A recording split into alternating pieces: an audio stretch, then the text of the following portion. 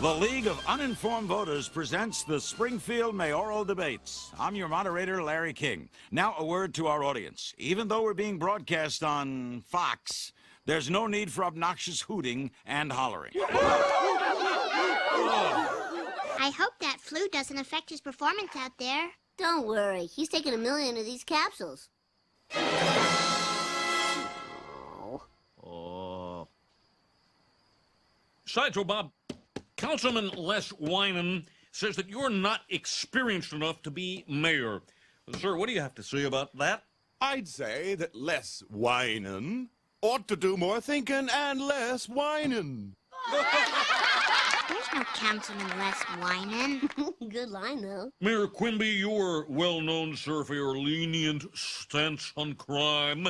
But suppose for a second that your house was ransacked by thugs, your family tied up in the basement with socks in their mouths. You try to open the door, but there's too much blood on the knob. What is your question? My question's about the budget, sir. Oh.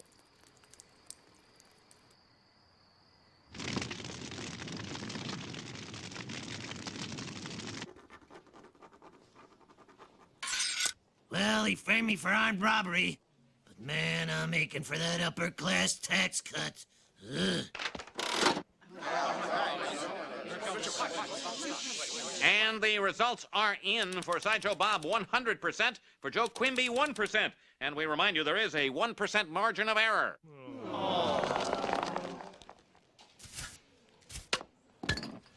right, let's go live to Bob headquarters now for Mayor Terwilliger's victory speech.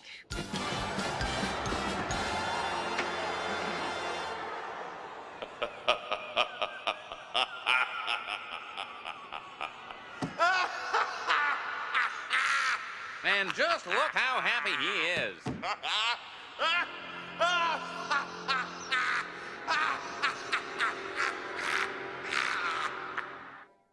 I don't think Bob won that election legally. I can't believe a convicted felon would get so many votes and another convicted felon would get so few. Here you go. The results of last month's mayoral election. All 48,000 voters and who each one of them voted for. I thought this was a secret ballot. Meh. You're on the right track. Follow the names. How the hell do you know?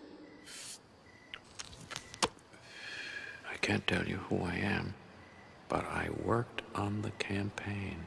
Hey, Mr. Smithers!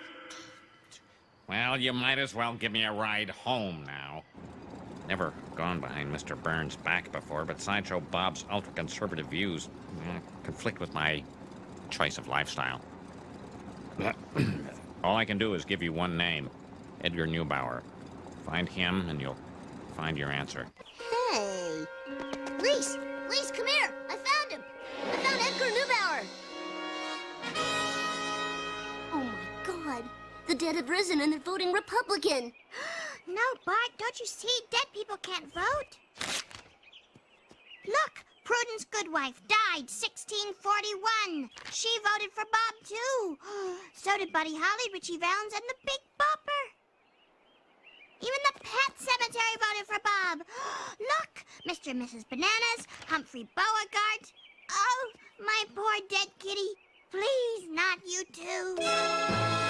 All right, Bob. Now it's personal. Hey, he did try to kill me.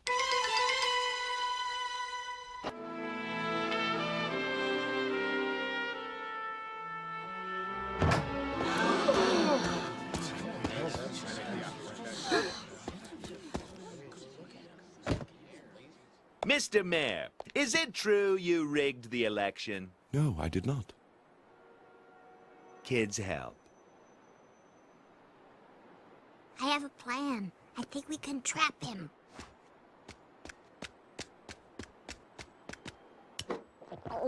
You know, Sideshow Bob, I believe you when you say you're innocent. Indeed I am. Because we all know you're a naive pawn, puppet, if you will, of the most diabolical political genius Springfield has ever known.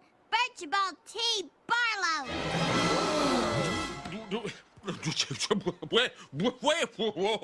You don't have the intelligence to rig an election by yourself, do you? You were just Barlow's lackey. You were Ronnie to his Nancy. Sonny to his Cher. Bingo to his rest of the Beatles. Enough! Lies, lies, lies! I did it! I did it all! There. Is that what you want, you smarmy little bastards? We want the truth. You want the truth? You can't handle the truth. No truth handler, you. Bah! I deride your truth-handling abilities. Will you get to the point? Yes, only I could have executed such a masterpiece of electoral fraud. And I have the records to prove it. Here, just look at these. Each one a work of Machiavellian art. But why? Because you need me, Springfield. Your guilty conscience may force you to vote Democratic, but deep down inside you secretly long for a cold-hearted Republican to lower taxes, brutalize criminals, and rule you like a king. That's why I did this, to protect you from yourselves. Now, if you don't mind, I have a city to run. Bailiffs, place the mayor under arrest. What? Oh, yes, all that stuff I did.